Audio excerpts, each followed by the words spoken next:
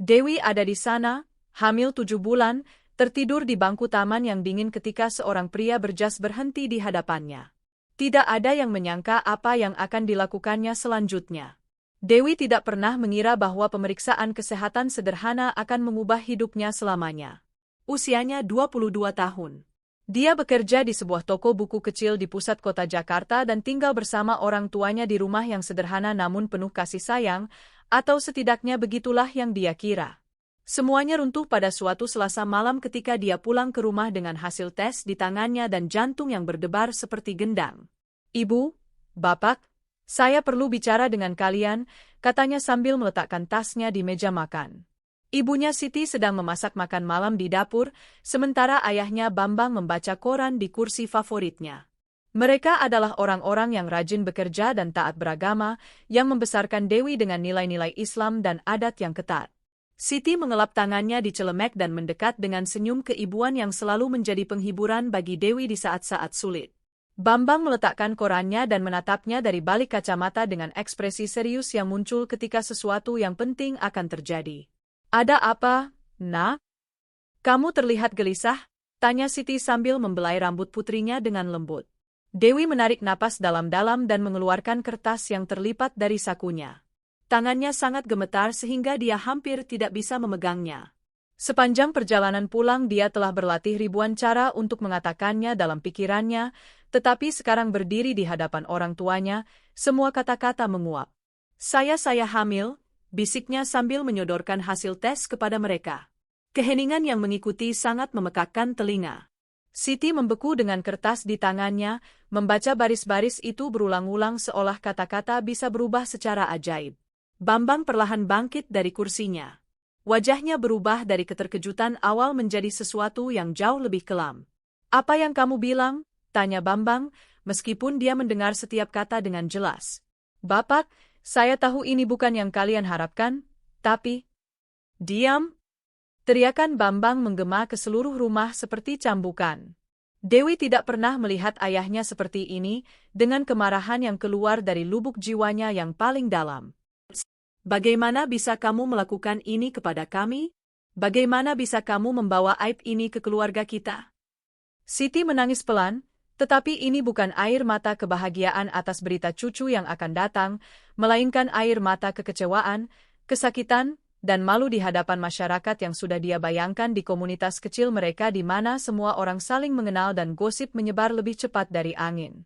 "Ibu, tolong, biarkan saya menjelaskan." Dewi mencoba mendekat, tetapi Siti mundur seolah putrinya menular. "Saya tidak mau penjelasan apapun," kata Siti dengan suara yang tidak dikenali Dewi. "Siapa dia? Siapa yang bertanggung jawab atas aib ini?" Dewi menundukkan kepalanya. Ini adalah momen paling menyakitkan dari seluruh situasi. "Namanya Rizal. Kami bertemu 5 bulan lalu di Universitas Indonesia. Dia belum tahu." "Belum tahu?" Bambang mendekati Dewi dengan langkah berat yang membuat lantai kayu berderit. "Kamu bilang padaku bahwa kamu tidur dengan sembarang laki-laki, dan dia bahkan tidak mau bertanggung jawab atas akibatnya." "Tidak, Bapak, Rizal bukan sembarang laki-laki. Saya mencintainya dan dia mencintai saya. Hanya saja ketika saya bilang ingin dia lebih mengenal keluarga kita, dia bilang dia butuh waktu." Tawa pahit Bambang memenuhi ruangan. "Waktu? Tentu saja dia butuh waktu. Waktu untuk kabur ketika dia tahu bahwa kamu akan menghancurkan hidupnya juga." Setiap kata seperti tusukan pisau. Dewi membayangkan orang tuanya akan terkejut, mungkin marah pada awalnya, tetapi dia tidak pernah mengira mereka akan menyerangnya dengan kekejaman seperti ini. Ini adalah orang tua yang sama yang menghiburnya ketika dia terluka saat kecil, yang mendukungnya dalam setiap keputusan penting. "Bapak, Ibu, saya tahu ini bukan situasi yang ideal, tapi saya bisa mengatasinya. Saya bisa terus bekerja di toko buku, saya bisa merawat bayi ini dan..." Siti menghapus air matanya dan menatapnya dengan pandangan yang tidak akan pernah dilupakan Dewi. "Kamu akan mempertahankan itu?" Dewi merasa seperti ditampar di wajahnya. "Ini anak saya, Ibu. Ini cucu Ibu." "Ini bukan cucuku," kata Bambang dengan dingin yang membuat darah Dewi membeku di pembuluhnya. Cucuku adalah anak dari wanita yang sudah menikah dan terhormat. Bukan dari saya tidak akan mengucapkan kata itu karena saya masih punya sedikit rasa hormat untuk rumah ini. Dewi secara naluriah menekan tangannya ke perutnya seolah bisa melindungi anaknya dari kata-kata beracun kakeknya sendiri. Saya tidak percaya kalian berbicara seperti ini kepada saya. Saya anak kalian. Kamu dulu anak kami, koreksi Siti sambil menghapus matanya dengan ujung celemek. Dewi yang kami besarkan tidak akan pernah membawa aib seperti ini kepada kami. Dewi yang kami kenal punya nilai-nilai, punya akhlak. Saya masih orang yang sama. Untuk pertama kalinya dalam hidupnya Dewi berteriak kepada orang tuanya. Saya membuat kesalahan, ya, tapi saya masih anak kalian dan bayi ini masih bagian dari keluarga ini. Bambang berjalan ke pintu depan dan membukanya lebar-lebar. Keluarga ini punya nama baik di masyarakat kita. Kami punya teman-teman, kedudukan yang terhormat. Kami tidak akan membiarkan keputusan yang tidak bertanggung jawab menghancurkan semua yang kami bangun selama bertahun-tahun. Apa maksud Bapak? Tanya Dewi, meskipun hatinya sudah tahu jawabannya. Pergi sekarang juga dan jangan kembali sampai kamu memperbaiki situasi ini. Dewi menatap ibunya, mencari tanda dukungan sekecil apapun, sepatah kata penghiburan, tetapi Siti berpaling dan menatap keluar jendela seolah percakapan ini tidak ada. Ibu, tolong. Ibu tidak bisa melakukan ini kepada saya. Saya tidak punya tempat untuk pergi. Siti perlahan berbalik. Matanya merah tetapi kering, seolah air mata sudah habis. Kamu seharusnya memikirkan itu sebelum kamu membuka kakimu untuk sembarang orang. Kata-kata itu menghancurkan sesuatu yang dalam di hati Dewi. Ibu yang menghiburnya selama setiap mimpi buruk masa kecil baru saja mengucapkan kata-kata paling kejam yang pernah didengar Dewi. Dia berlari ke kamarnya dan memasukkan beberapa pakaian ke dalam tas ransel kecil.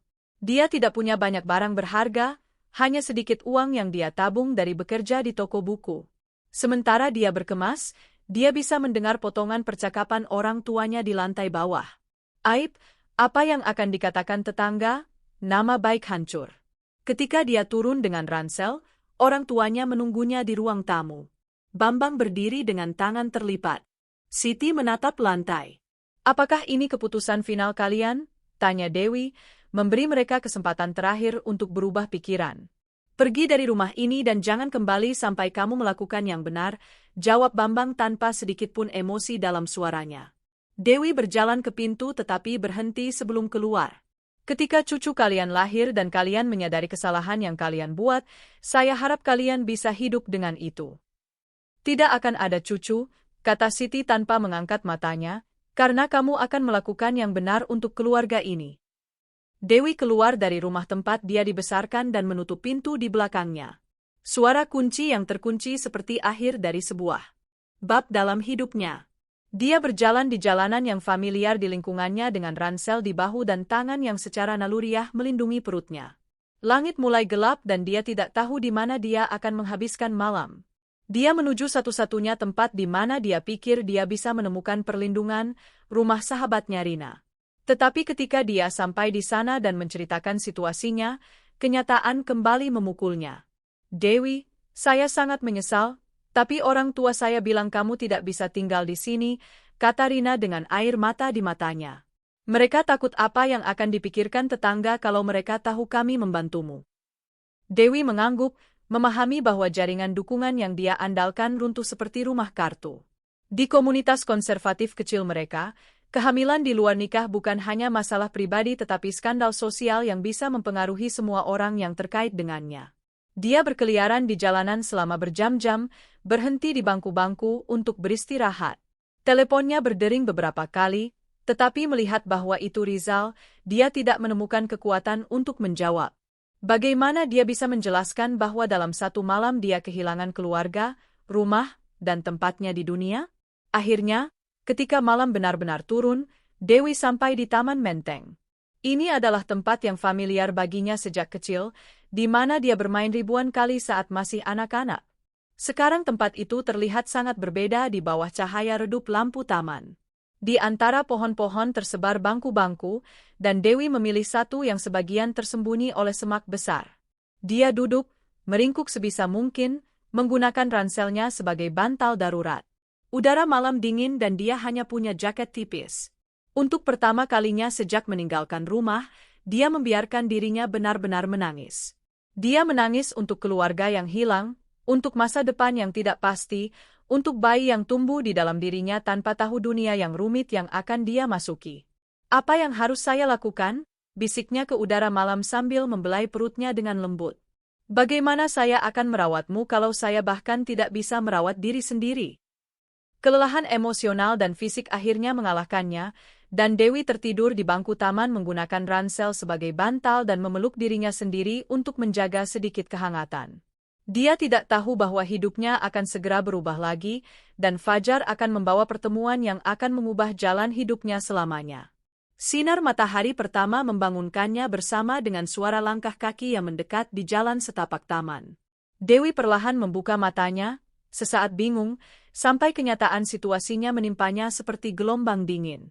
Dia masih di bangku, masih tanpa rumah, masih hamil dan sendirian.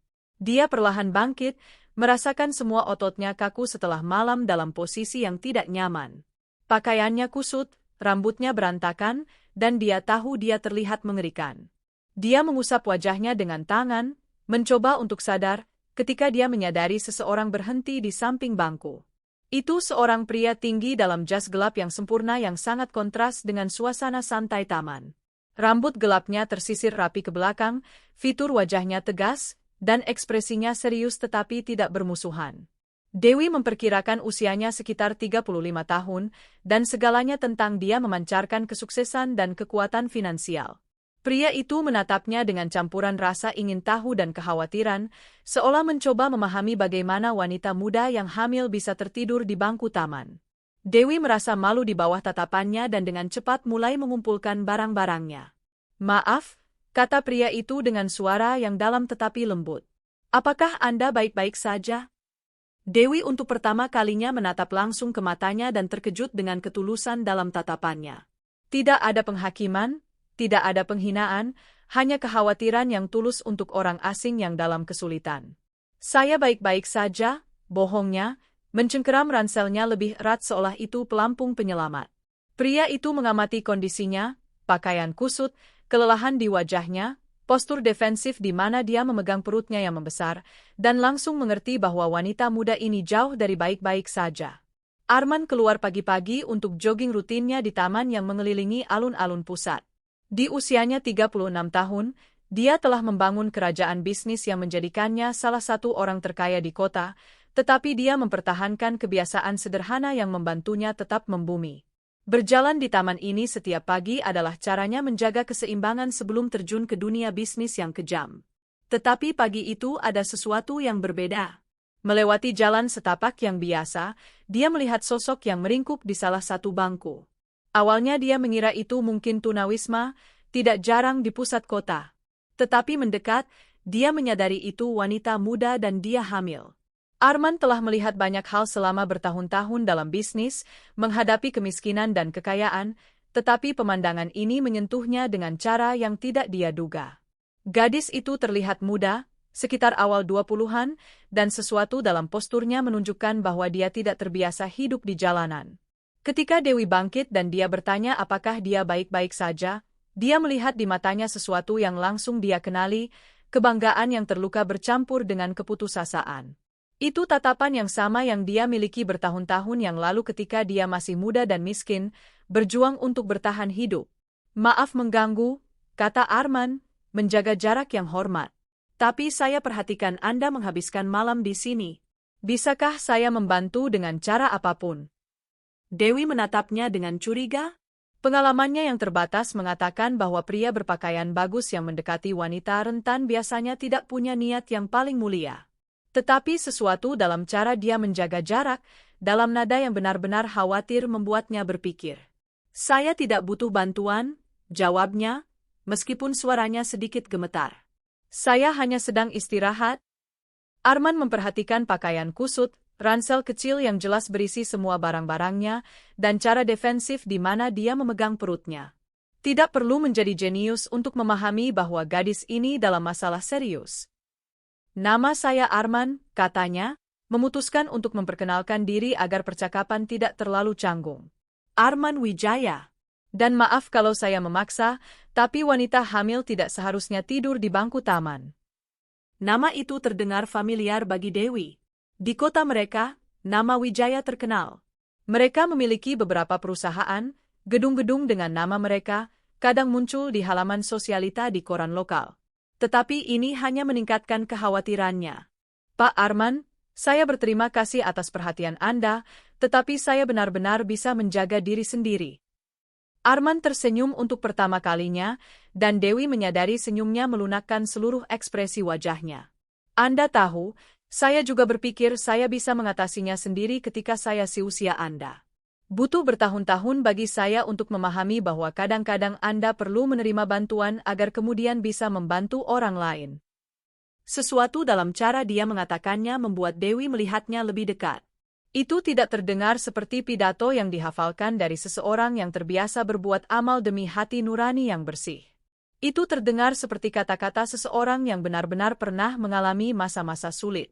Saya bukan objek amal, kata Dewi dengan mengangkat dagunya dengan bangga. Tentu saja tidak, jawab Arman segera. Siapapun bisa melihat bahwa Anda wanita pekerja keras yang menghadapi keadaan sulit. Pertanyaannya adalah apakah kebanggaan akan membuat Anda dan bayi Anda dalam bahaya, atau Anda akan menerima uluran tangan persahabatan sampai Anda berdiri dengan kaki sendiri.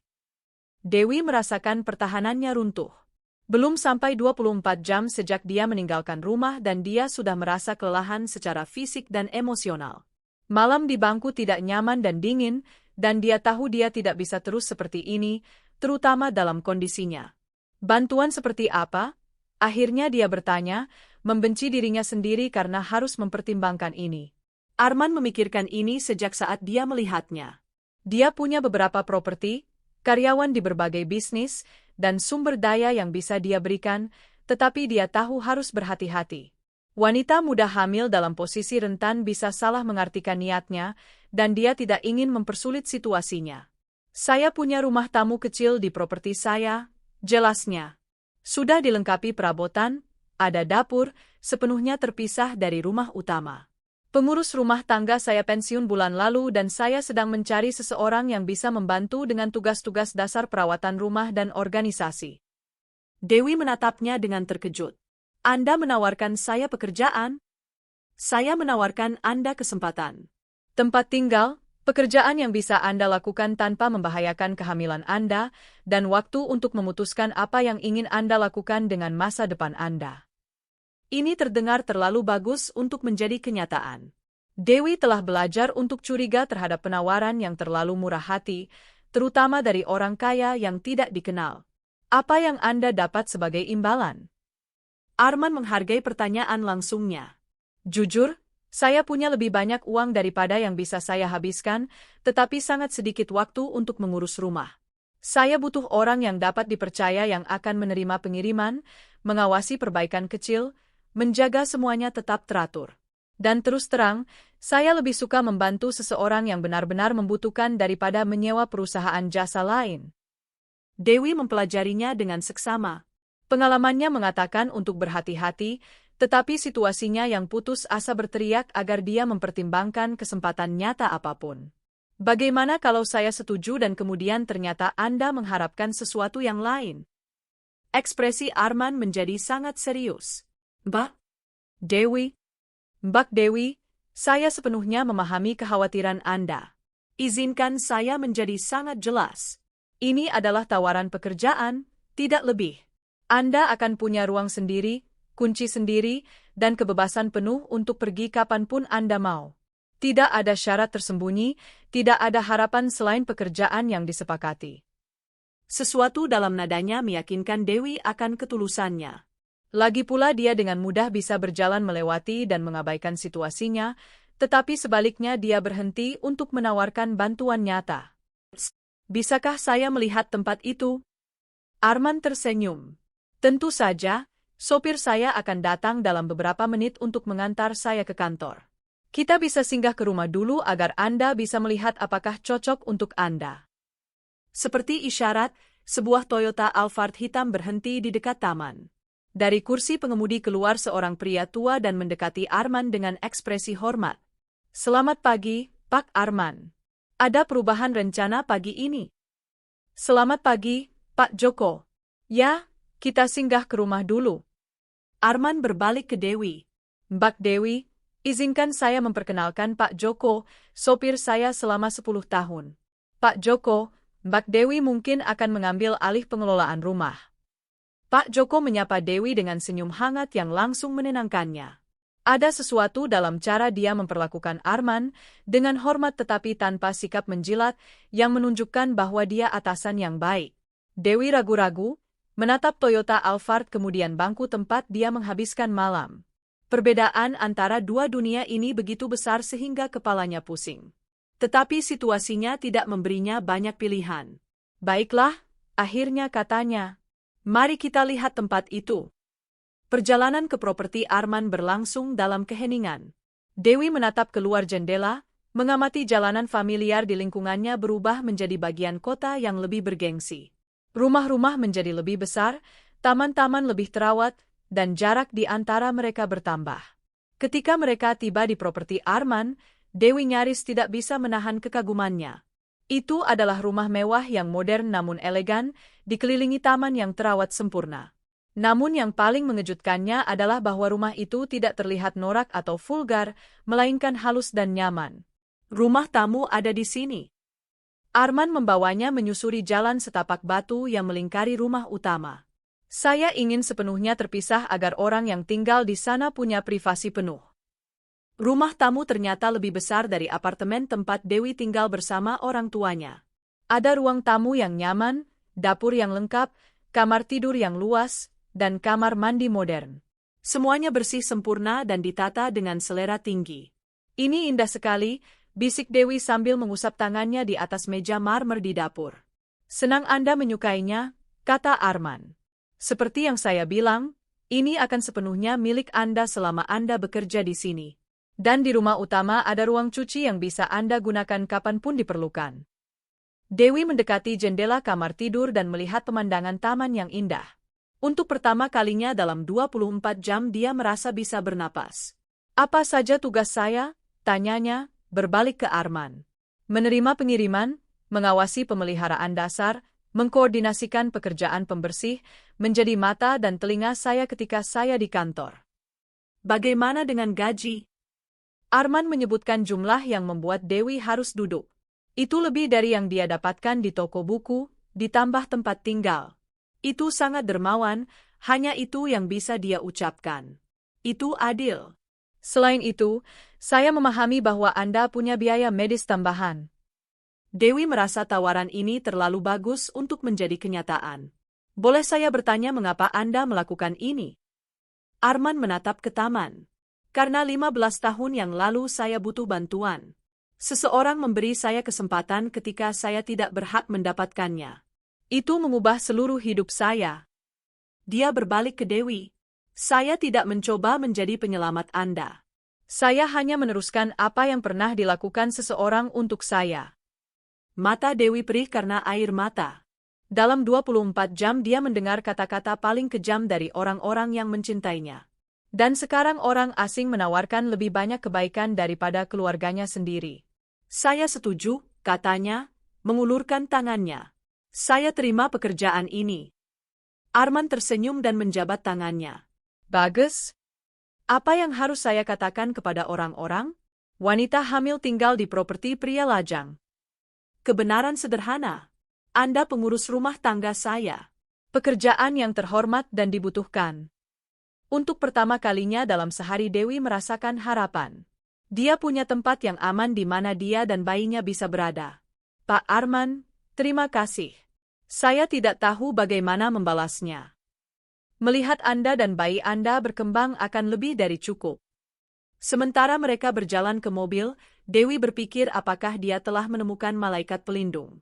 Dia tidak tahu bahwa keputusan ini akan mengubah tidak hanya hidupnya tetapi juga hidup Arman dengan cara yang tidak bisa diprediksi oleh keduanya.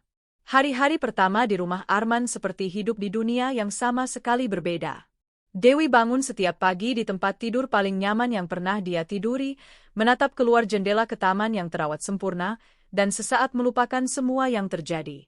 Tetapi kenyataan kembali ketika dia menyentuh perutnya dan mengingat bahwa dia sendirian, hamil, dan bergantung pada kebaikan orang asing.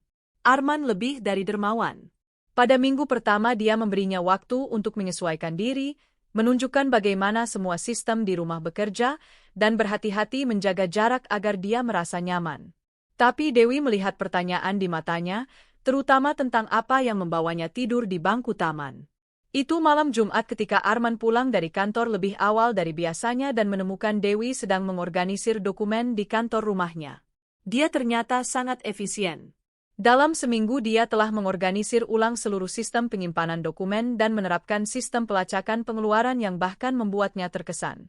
Dewi, katanya dari ambang pintu, ada waktu sebentar untuk bicara? Dia mengangkat matanya dari kertas-kertas yang sedang dia sortir. Dalam seminggu dia menyadari bahwa Arman tidak seperti yang dia harapkan dari orang kaya. Dia tidak sombong atau merendahkan, bekerja berjam-jam, memperlakukan Pak Joko dan karyawan lainnya dengan hormat yang tulus, dan tidak pernah membuatnya merasa berhutang apapun di luar pekerjaan yang disepakati. Tentu saja, jawabnya sambil menutup map. Arman masuk dan duduk di kursi di depan meja, bukan di belakangnya seperti yang akan dilakukan atasan biasa. Itu gerakan kecil, tapi Dewi memperhatikan dan menghargainya. Saya tidak bermaksud mencampuri kehidupan pribadi Anda, mulai Arman. Tapi saya berpikir bahwa jika Anda akan bekerja di sini dalam beberapa bulan ke depan, terutama dengan kehamilan Anda butuh akses ke perawatan medis yang layak. Dewi merasakan perutnya menegang. Perawatan medis adalah sesuatu yang dia coba untuk tidak dipikirkan. Asuransi kesehatan keluarganya dibatalkan ketika orang tuanya mengusirnya dari rumah. Dan meskipun sekarang dia punya gaji, dia tahu biaya kehamilan bisa sangat besar. Saya sedang menabung untuk itu, bohongnya, karena sebenarnya dia tidak tahu bagaimana membayar pemeriksaan medis, apalagi persalinan. Arman menatapnya dengan ekspresi pengertian yang sudah mulai dia kenali. Dewi, bekerja untuk saya termasuk tunjangan kesehatan. Ini yang saya tawarkan kepada semua karyawan tetap saya. Anda tidak harus melakukan ini, protes Dewi. Anda sudah melakukan terlalu banyak. Ini bukan amal, jawab Arman dengan tegas. Ini bagian dari paket kerja. Selain itu, saya butuh pengurus rumah tangga yang sehat. Karyawan yang sakit tidak saya perlukan. Dia mengatakan ini dengan senyum yang melunakkan ketajaman kata-katanya. Dan Dewi mengerti bahwa dia mencoba memudahkannya menerima bantuan tanpa merasa menjadi beban. Ada klinik swasta tempat saya punya akun perusahaan, lanjut Arman. Dr. Ratna adalah salah satu dokter kandungan terbaik di kota. Pak Joko bisa mengantar Anda ke janji temu kapanpun diperlukan. Mata Dewi perih karena air mata. Sepanjang hidupnya dia menganggap wajar bahwa di momen penting seperti ini dia akan mendapat dukungan keluarga. Dia tidak pernah berpikir bahwa majikannya yang akan memastikan dia dan bayinya baik-baik saja. Terima kasih, bisiknya. Saya tidak tahu harus berkata apa lagi. Tidak perlu mengatakan apapun. Cukup berjanji bahwa Anda akan rutin ke pemeriksaan dan memberitahu saya jika Anda butuh sesuatu. Dewi mengangguk, diam-diam menghapus matanya. Boleh saya bertanya sesuatu yang pribadi? Arman mengangguk, meskipun sedikit tegang. Kenapa Anda tidak menikah? Maksud saya, Anda punya segalanya yang dicari kebanyakan wanita dalam seorang pria. Arman tertawa, tapi tidak ada kegembiraan dalam tawanya. Segalanya? Seperti apa misalnya? Ya, Anda sukses, menarik, jelas baik hati. Anda punya rumah yang indah ini, stabilitas finansial? Segalanya kecuali waktu, potong Arman. Pekerjaan saya menyerap hidup saya, Dewi. Saya membangun bisnis ini dari nol dan membutuhkan perhatian terus-menerus. Sedikit wanita yang pernah saya coba bangun hubungan dengannya lelah menjadi nomor 2 setelah perusahaan-perusahaan saya. Ada sesuatu dalam nadanya yang mengisyaratkan cerita yang lebih dalam, tapi Dewi tidak merasa berhak untuk menekan lebih jauh. Bagaimana dengan Anda? Tanya Arman. Ayah dari bayi itu, di mana dia? Dewi merasakan perutnya menegang lagi. Ini pertanyaan yang dia takuti, tapi dia tahu cepat atau lambat harus membicarakannya. Namanya Rizal, mulainya perlahan. Saya bertemu dengannya di Universitas Indonesia. Dia mahasiswa hukum. Dia tahu tentang bayi itu. Dewi mengangguk. Saya memberitahunya minggu lalu setelah orang tua saya mengusir saya. Dia bilang dia butuh waktu untuk berpikir, bahwa bayi tidak ada dalam rencananya, bahwa ini bisa menghancurkan karirnya sebelum dimulai. Arman merasakan gelombang kemarahan terhadap orang yang bahkan tidak dia kenal. Waktu untuk berpikir tentang anaknya sendiri. Jangan menilainya terlalu keras, kata Dewi, meskipun suaranya terdengar tidak meyakinkan. Kami masih muda, tidak ada dari kami yang siap untuk ini. Dewi, bedanya adalah Anda mengambil tanggung jawab atas situasi ini, sedangkan dia melarikan diri. Kata-katanya menghantam lebih keras dari yang dia maksudkan, dan dia melihat Dewi sedikit menciut. Dia menyadari dia terlalu belak-belakan. Maaf, katanya lebih lembut. Saya tidak berhak menghakimi. Tidak, Anda benar, akui Dewi. Sebagian dari saya masih berharap Rizal akan menelepon dan bilang dia ingin terlibat. Tapi setiap hari saya semakin menyadari bahwa saya mungkin akan melakukan ini sendirian.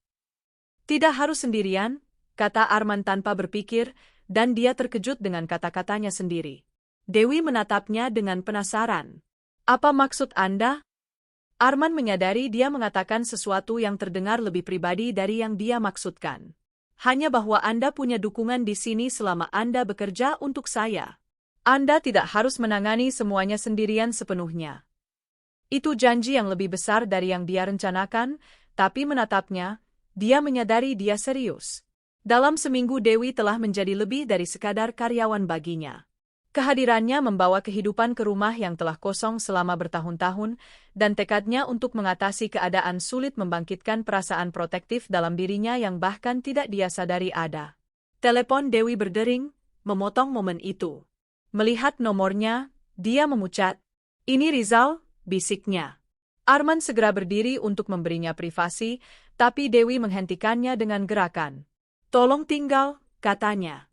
Tolong. Dewi menjawab telepon dengan tangan gemetar. Halo? Dewi, ini aku. Suara Rizal terdengar jauh, formal, sama sekali tidak seperti nada hangat yang dia ingat dari waktu mereka bersama. Aku sudah memikirkan pembicaraan kita. Dan aku pikir kamu harus serius mempertimbangkan semua pilihan. Kamu masih sempat membuat keputusan yang benar. Dewi merasa seperti dipukul di perut. Keputusan yang benar. Dewi, tidak ada dari kita yang siap menjadi orang tua. Aku masih punya 3 tahun kuliah, lalu bertahun-tahun membangun karir. Dan kamu? Yah, kamu bahkan tidak punya dukungan keluarga lagi. Rizal, kita berbicara tentang anak kita. Kita berbicara tentang kesalahan yang tidak harus menghancurkan hidup kita jika kita membuat pilihan yang masuk akal. Arman melihat wajah Dewi berubah karena kesakitan. Dan dia harus menahan diri untuk tidak merebut telepon dan memberitahu Rizal apa yang dia pikirkan tentangnya. Aku tidak percaya kamu memintaku melakukan ini, kata Dewi, suaranya gemetar. Aku tidak meminta apapun. Aku hanya memberimu perspektif yang realistis. Jika kamu memutuskan untuk melanjutkan, kamu akan benar-benar sendirian. Aku tidak bisa menjadi bagian dari ini. Tidak bisa atau tidak mau. Setelah jeda panjang Rizal menjawab, aku tidak melihat bedanya. Hasilnya sama. Dewi menutup matanya, merasakan dunia runtuh lagi. Dalam seminggu dia kehilangan keluarganya, dan sekarang dia secara resmi kehilangan ayah dari anaknya. Baiklah, akhirnya katanya, suaranya tiba-tiba tegas. Aku mengerti sekarang. Dewi, jangan menjadi martir. Pikirkanlah baik-baik. Aku sudah memikirkannya. Aku dan bayiku akan baik-baik saja tanpamu dan tanpa siapapun. Tanpa memberinya kesempatan menjawab, Dewi menutup telepon. Keheningan yang mengikuti sangat memekakkan telinga. Dia duduk menatap telepon di tangannya, menyadari bahwa sekarang dia resmi sendirian. Arman perlahan mendekat dan duduk lagi. Kamu baik-baik saja? Dewi mengangkat pandangannya kepadanya, dan Arman melihat sesuatu yang baru di matanya, tekad murni bercampur dengan kesedihan yang dalam tapi kokoh. Aku baik-baik saja, katanya. Dan untuk pertama kalinya sejak mereka bertemu, Arman sepenuhnya percaya kata-katanya. Sebenarnya aku bahkan lebih baik dari baik-baik saja. Sekarang aku tahu persis di mana aku berdiri dan di mana tempatku. Dewi menyentuh perutnya dengan lembut. Aku wanita hamil sendirian yang akan membesarkan anaknya dengan atau tanpa persetujuan orang lain. Dan aku akan melakukan segalanya agar anakku tahu bahwa dia diinginkan dan dicintai, meskipun tidak ada orang lain yang menginginkannya. Arman merasakan sesuatu bergerak di dadanya dari kata-kata itu. Kekuatan Dewi, penolakannya untuk menjadi korban meskipun ditinggalkan oleh semua orang yang seharusnya mencintainya, sangat menyentuhnya. Anakmu akan sangat beruntung memiliki ibu sepertimu, katanya dengan tulus. Dewi tersenyum untuk pertama kalinya sejak telepon itu. Terima kasih. Itu berarti lebih bagiku dari yang kamu kira. Malam itu, setelah Arman pergi ke kantor rumahnya untuk mengerjakan proyek-proyek, Dewi duduk di taman kecil di belakang rumah tamunya. Udara malam segar tapi tidak dingin, dan bintang-bintang terlihat lebih jelas di sini daripada di lingkungan lamanya. Dia menyentuh perutnya dan berbicara pelan kepada bayinya. "Yah, sayang, sekarang hanya kamu dan aku," katanya. "Tapi kamu tahu apa? Aku pikir kita akan baik-baik saja. Kita punya tempat yang aman untuk tinggal. Kita akan mendapat perawatan medis yang layak, dan ibumu akan berusaha sangat keras untuk memberimu kehidupan terbaik." Dia berhenti sejenak, menatap rumah utama di mana lampu kantor menyala. "Mungkin," tambahnya dengan lembut, "kita punya beberapa malaikat pelindung yang akan menjaga kita." Dari jendela kantornya, Arman melihatnya duduk di taman dan merasakan sesuatu yang tidak dia rasakan selama bertahun-tahun. Perasaan bahwa hidupnya telah mendapatkan makna di luar pekerjaan dan uang. Untuk pertama kalinya rumahnya terasa seperti rumah yang sesungguhnya, dan dia mendapati dirinya berpikir bahwa dia ingin Dewi dan bayinya tinggal untuk waktu yang lama. 2 bulan telah berlalu sejak Dewi mulai bekerja untuk Arman, dan rutinitas yang mereka bangun telah menjadi sesuatu yang nyaman dan alami. Dewi berkembang di lingkungan baru. Perutnya semakin terlihat setiap minggu. Dan Arman memperhatikan bahwa dia tersenyum jauh lebih sering. Tapi dia tidak menyangka bagaimana kehadiran Dewi mulai mengubah hidupnya sendiri dengan cara yang tidak terduga. Itu pagi Sabtu ketika Arman memutuskan untuk bekerja dari rumah daripada pergi ke kantor. Dia sedang meninjau kontrak di ruang kerjanya ketika dia mendengar musik dari taman. Mendekati jendela, dia melihat Dewi duduk di atas selimut di bawah pohon besar, dengan radio kecil di sampingnya, menyortir apa yang tampak seperti pakaian bayi. Tanpa berpikir, Arman keluar dari rumah dan mendekatinya. "Selamat pagi," katanya. "Sedang apa?" Dewi mengangkat pandangannya, sedikit terkejut dengan kemunculannya. Di akhir pekan Arman biasanya tetap di bagian propertinya sendiri, menghormati ruang pribadi mereka. "Selamat pagi," jawabnya dengan senyum. "Saya sedang menyortir barang-barang yang saya beli untuk bayi. Dr. Ratna bilang saya sudah bisa mulai menyiapkan semuanya karena saya sudah 7 bulan. Arman duduk di tepi selimut, menatap barang-barang kecil yang tersebar. Ada baju hangat mungil, celana, kaos kaki yang begitu kecil sehingga terlihat seperti mainan. Semuanya praktis tapi lucu, tidak terlalu mahal tapi jelas dipilih dengan hati-hati dan cinta. "Sudah tahu laki-laki atau perempuan?" tanyanya, mengambil kaos kaki kuning dengan tangan besarnya. "Saya ingin ini jadi kejutan," jawab Dewi sambil membelai perutnya. "Meskipun Pak Joko yakin ini perempuan. Dia bilang dari cara saya berjalan sudah pasti putri kecil." Arman tersenyum. Pak Joko memperlakukan Dewi seperti putrinya sendiri dan terus-menerus memanjakannya, membawakan buah-buahan spesial atau memastikan dia punya bantal ekstra di mobil. "Sudah memikirkan nama?" "Saya punya beberapa ide," kata Dewi sambil melipat baju putih dengan rapi. "Kalau perempuan, saya suka Aisyah. Itu nama nenek saya dari pihak ibu. Kalau laki-laki, saya berpikir tentang Fajar."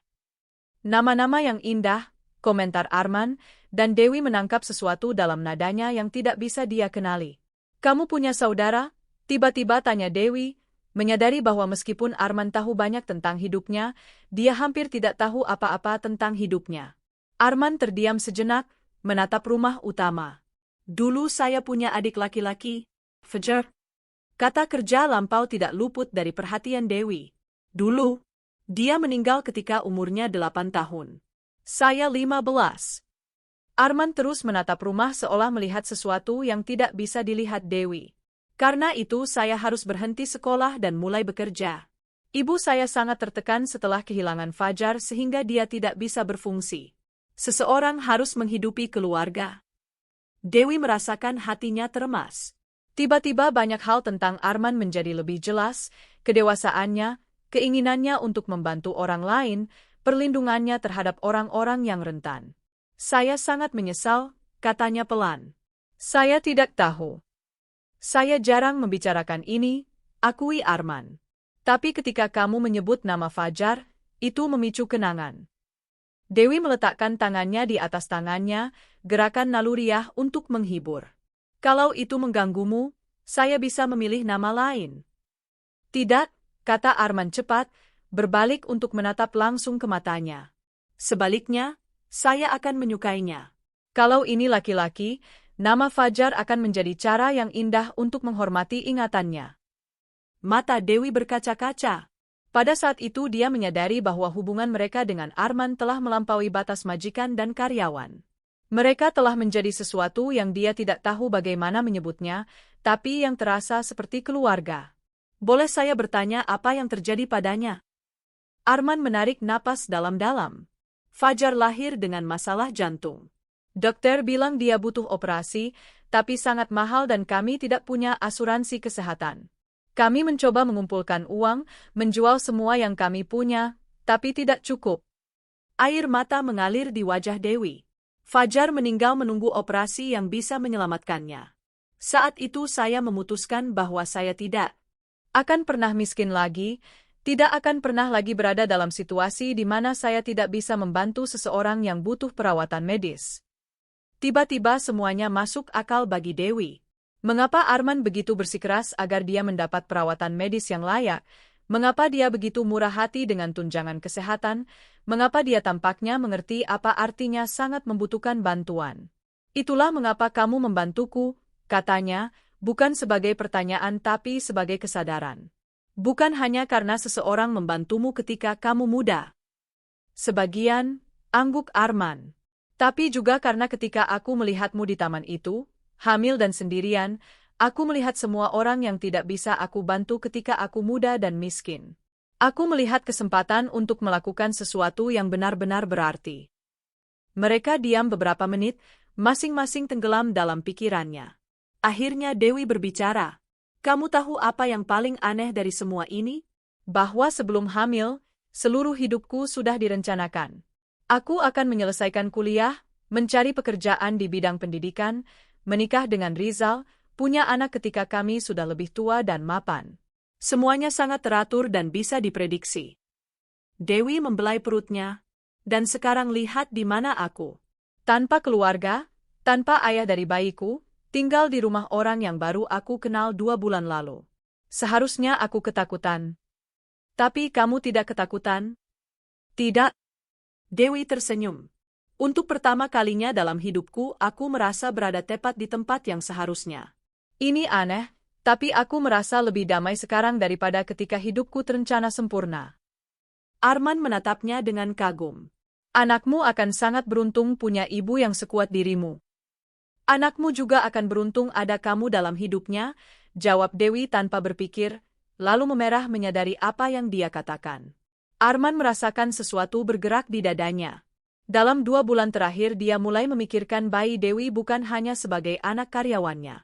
Dia mendapati dirinya membaca tentang kehamilan, bertanya kepada Pak Joko tentang anak-anaknya sendiri, dan bahkan diam-diam membeli beberapa buku tentang pengasuhan anak.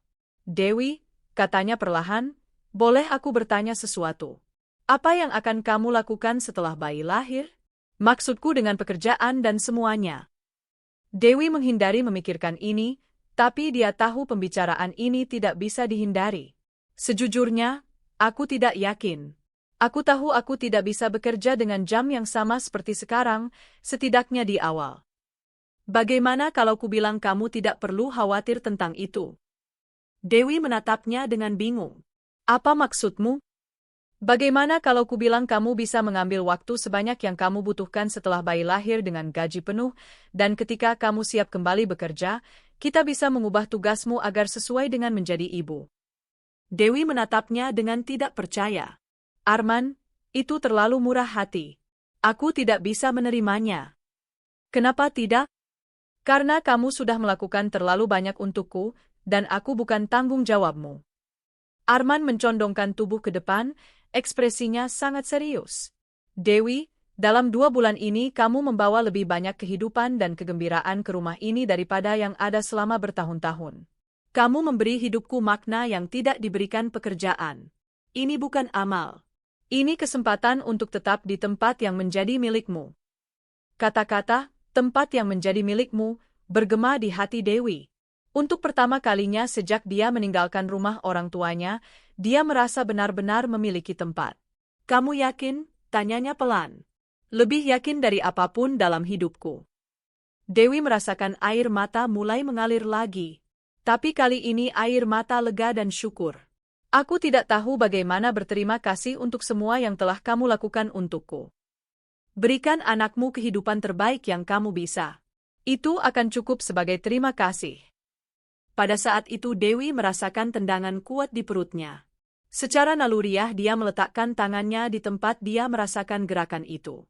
Kamu baik-baik saja? Tanya Arman dengan khawatir. Aku baik-baik saja, Dewi tersenyum. Dia hanya sangat aktif hari ini. Ini, rasakan. Tanpa berpikir dia mengambil tangan Arman dan meletakkannya di perutnya. Segera bayi menendang lagi tepat di bawah telapak tangan Arman. Arman membeku, merasakan tendangan kecil di bawah tangannya. Ini pertama kalinya dia merasakan gerakan bayi, dan itu menyentuhnya dengan cara yang tidak dia duga. Ini luar biasa, bisiknya, tidak menarik tangannya. Dia sangat kuat. Dokter Ratna bilang ini akan menjadi bayi yang sangat sehat, kata Dewi, mengamati ekspresi takjub di wajah Arman.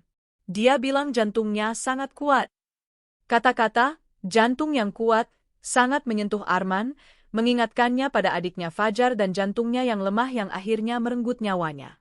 Pada saat itu Arman menyadari bahwa dia telah mengembangkan perasaan kebapakan terhadap bayi Dewi. Perasaan yang sampai sekarang tidak dia sadari. Dewi, katanya, tidak menarik tangannya dari perutnya, bolehkah aku menjadi bagian dari kehidupan anak ini? Bukan sebagai pengganti ayahnya, tapi sebagai figur ayah yang hadir. Dewi menatapnya dengan mata penuh air mata. Kamu yakin itu yang kamu inginkan? Aku tidak pernah lebih yakin tentang apapun dalam hidupku. Dewi meletakkan tangannya di atas tangannya, menciptakan ikatan antara mereka bertiga, dia, Arman, dan bayi yang tumbuh di dalam dirinya. Ya, katanya sederhana. Aku sangat ingin kamu menjadi bagian dari hidup kami. Sementara mereka duduk di taman bergandengan tangan di atas perutnya, keduanya menyadari bahwa mereka telah melewati garis yang tidak terlihat. Mereka bukan lagi sekadar majikan dan karyawan, bahkan bukan sekadar teman. Mereka telah menjadi sesuatu yang jauh lebih dalam, keluarga pilihan yang terikat bukan oleh darah tapi oleh cinta, perlindungan timbal balik, dan janji bersama untuk memberikan kehidupan terbaik bagi anak yang akan datang. Matahari mulai terbenam di atas taman, mewarnai segalanya dengan cahaya emas yang hangat. Dan untuk pertama kalinya dalam berbulan-bulan, baik Dewi maupun Arman merasa bahwa masa depan tidak hanya menjanjikan tapi juga indah. Itu malam Rabu yang hujan ketika masa lalu Dewi memutuskan untuk kembali tanpa peringatan. Dia sedang menyortir korespondensi Arman di kantor ketika Pak Joko masuk dengan ekspresi khawatir. Dewi, ada wanita di gerbang utama yang bilang dia ibumu. Dia terlihat sangat gelisah. Jantung Dewi berhenti. Siti berdiri di bawah hujan di pintu masuk rumah mewah Arman, basah kuyup dan jelas gugup. Sudah 3 bulan sejak Dewi meninggalkan rumah, dan dia tidak menerima satu telepon atau pesan pun dari orang tuanya. Mau saya biarkan dia masuk? Tanya Pak Joko dengan lembut. Dewi menarik napas dalam-dalam, secara naluriah meletakkan tangannya di perutnya yang sekarang sudah terlihat jelas. Ya, tolong antar dia ke ruang tamu. Ketika Dewi masuk ke ruang tamu, Siti berdiri di dekat jendela, mengeringkan diri dengan handuk yang diberikan Pak Joko. Dia terlihat lebih kecil dari yang Dewi ingat, lebih rapuh. Dan ada sesuatu yang baru di matanya, penyesalan. Assalamualaikum, Ibu, kata Dewi pelan. Siti berbalik, dan pandangannya langsung jatuh ke perut Dewi. Matanya berkaca-kaca ketika dia melihat betapa putrinya telah tumbuh, berapa banyak yang dia lewatkan selama bulan-bulan ini. Waalaikumsalam. Dewi, Anakku, bisik Siti, mengambil langkah ke arahnya. Tapi berhenti, seolah tidak yakin apakah dia berhak mendekat. Bagaimana ibu tahu di mana menemukanku? Rina yang memberitahu, kata Siti. Dia bilang, kamu bekerja untuk keluarga Wijaya. Siti memandang sekeliling ruang tamu yang elegan, jelas terkesan tapi juga bingung. Apa yang sebenarnya kamu lakukan di sini, Dewi? Saya bekerja di sini. Saya pengurus rumah tangga. Siti mengerutkan kening. Pengurus rumah tangga? Wanita hamil sendirian bekerja di rumah pria kaya. Dewi, orang-orang bicara. Dewi merasakan gelombang kejengkelan yang familiar. Bahkan setelah 3 bulan ibunya lebih khawatir tentang apa yang orang lain pikirkan daripada kesejahteraan putrinya sendiri. Gosip apa, Bu? Mereka bilang kamu simpanan Pak Arman, bahwa bayi itu darinya, bahwa dia memeliharamu di sini seperti... Siti tidak bisa menyelesaikan kalimatnya. Seperti apa, Bu? Katakan saja. Seperti wanita simpanannya. Dewi merasakan kemarahan mendidih dalam dirinya. Jadi ibu datang ke sini bukan untuk menanyakan kabarku. Bukan untuk minta maaf karena mengusirku dari rumah saat aku hamil, tapi untuk bertanya tentang gosip. Bukan hanya karena gosip, kata Siti cepat. Ayahmu sakit, Dewi. Dunia Dewi berhenti. Apa? Dia pergi ke dokter minggu lalu karena merasa tidak enak badan. Mereka menemukan sesuatu dengan jantungnya. Dia butuh operasi. Siti terisak, air mata akhirnya mengalir. Ini sangat mahal, dan asuransi kita tidak menanggung semuanya. Dewi duduk berat di sofa, merasa seolah alam semesta sedang memainkan lelucon kejam padanya. Berapa yang dibutuhkan? 150 juta rupiah. Itu banyak uang, Dewi. Kami tidak tahu harus bagaimana. Dewi tahu persis jumlah itu. Lebih dari yang bisa dikumpulkan orang tuanya dalam bertahun-tahun, tapi kurang dari yang Arman habiskan untuk perawatan taman dalam sebulan. Dan ibu datang ke sini karena mengira aku punya uang itu. Ibu datang ke sini karena? Aku datang ke sini karena kupikir mungkin Pak Arman bisa membantu jika kamu benar-benar penting baginya. Ibu ingin aku meminta uang kepada majikanku untuk menyelamatkan nyawa orang yang mengusirku dari rumah karena aku hamil. Siti menundukkan kepalanya, jelas malu. Aku tahu aku tidak berhak meminta apapun. Aku tahu kami melakukan kesalahan yang mengerikan padamu. Kesalahan? Dewi berdiri, suaranya meninggi. Menyebut putrimu sendiri aib dan mengusirnya ke jalanan saat dia hamil, itu kesalahan. Kami ketakutan, Siti berteriak balik. Kami takut apa yang akan dikatakan orang, bagaimana mengatasi aib itu. Kami orang sederhana, Dewi. Kami tidak tahu bagaimana menangani situasi itu. Kalian bisa mulai dengan mencintaiku, jawab Dewi. Kalian bisa mulai dengan mendukungku daripada menghakimi. Pada saat itu Arman masuk ke ruang tamu. Dia pulang lebih awal dari kantor dan Pak Joko menjelaskan situasinya. Dia mendengar suara-suara yang meninggi dari lorong. Ada apa? Tanyanya, memandang antara Dewi dan Siti. Siti membeku melihat Arman. Dia lebih muda dan lebih menarik dari yang dia kira. Dan ada sesuatu dalam kehadirannya yang memancarkan kekuatan dan otoritas. Dia langsung mengerti mengapa orang bisa mengarang gosip tentang dia dan Dewi. Pak Arman, ini ibu saya, Siti, kata Dewi sambil menghapus air matanya. Ibu, ini Pak Arman Wijaya. Arman mendekat dan sopan mengulurkan tangannya. Bu Siti, senang akhirnya bertemu dengan Anda. Siti dengan gugup menjabat tangannya. Pak Arman, saya? Terima kasih sudah menjaga Dewi. Dewi karyawan yang luar biasa dan orang yang luar biasa. Saya merasa terhormat dia bekerja untuk saya. Siti memandang Arman dan Dewi, menyadari sesuatu dalam cara dia menatapnya, kelembutan protektif yang melampaui hubungan profesional. Pak Arman, mulai Siti ragu-ragu. Boleh saya bicara dengan Anda secara pribadi? Dewi langsung tegang. Ibu, jangan. Tidak apa-apa, kata Arman dengan lembut. Dewi, bisakah kamu memberi kami beberapa menit? Dewi menatapnya dengan khawatir, tapi Arman tersenyum meyakinkan. Semuanya akan baik-baik saja. Dengan enggan Dewi keluar dari ruang tamu, meninggalkan Arman sendirian dengan Siti. Pak Arman, Siti langsung mulai. Saya tahu saya tidak berhak meminta apapun, tapi suami saya sangat sakit. Dia butuh operasi jantung yang biayanya 150 juta rupiah. Arman mempertahankan ekspresi netral. Saya mengerti. Dan apa hubungannya ini dengan saya? Anda orang kaya. Untuk Anda 150 juta rupiah mungkin tidak berarti apa-apa. Untuk kami ini perbedaan antara hidup dan kehilangan suami saya. Bu Siti, izinkan saya bertanya, kata Arman. Siti mengangguk dengan gugup. Di mana kepedulian terhadap keluarga ini ketika Anda mengusir putri Anda yang hamil dari rumah? Siti terlihat menciut. Kami melakukan kesalahan. Kesalahan? Arman melangkah lebih dekat, suaranya menjadi lebih tegas. Saya baru mengenal Dewi 3 bulan. Saya melihat betapa kuatnya dia, pekerja keras, berdedikasi. Saya melihat bagaimana dia berbicara tentang anaknya dengan cinta murni. Dan dia menceritakan kepada saya apa yang Anda katakan kepadanya, bagaimana Anda memperlakukannya. Siti menangis pelan. Anda tahu apa yang saya temukan ketika saya bertemu putri Anda? Wanita muda hamil yang tidur di bangku taman karena keluarganya sendiri membuangnya. Apakah Anda punya gambaran bagaimana perasaan saya sebagai manusia? Maafkan saya, bisik Siti. Anda seharusnya minta maaf bukan kepada saya, kata Arman dengan tegas. Anda seharusnya minta maaf kepada Dewi dan calon cucunya. Arman terdiam, memikirkan situasinya, lalu berbicara lagi tapi lebih lembut.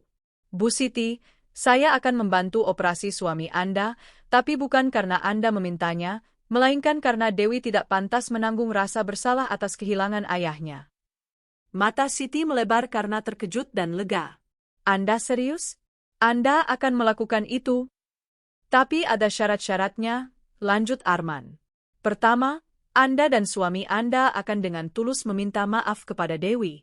Anda mengakui kerusakan yang telah Anda sebabkan dan benar-benar meminta pengampunan. Siti mengangguk dengan semangat. Syarat kedua, Anda akan sepenuhnya menerima cucu Anda. Tidak ada komentar tentang keadaan kelahirannya, tidak ada rasa malu, tidak ada penghakiman. Anda akan mencintai anak ini tanpa syarat. Ya, tentu saja, setuju Siti. Dan syarat ketiga, Arman berhenti sejenak. Anda akan menghormati keputusan Dewi tentang hidupnya. Dia orang dewasa, dia seorang ibu, dan dia telah membuktikan bahwa dia bisa menjaga dirinya sendiri. Tidak ada lagi campur tangan, tidak ada lagi usaha untuk mengontrol keputusannya. Siti mengangguk lagi, air mata lega mengalir di wajahnya. Saya akan menghubungi rumah sakit dan mengatur pembayaran, kata Arman. Tapi saya ingin Anda memahami dengan jelas. Saya melakukan ini demi Dewi, bukan demi Anda. Dan jika Anda menyakiti Dewi atau anaknya lagi, tidak akan ada kesempatan kedua. Saya mengerti segalanya, kata Siti. Pak Arman, boleh saya bertanya sesuatu? Arman mengangguk. Dewi, apakah dia mencintai Anda?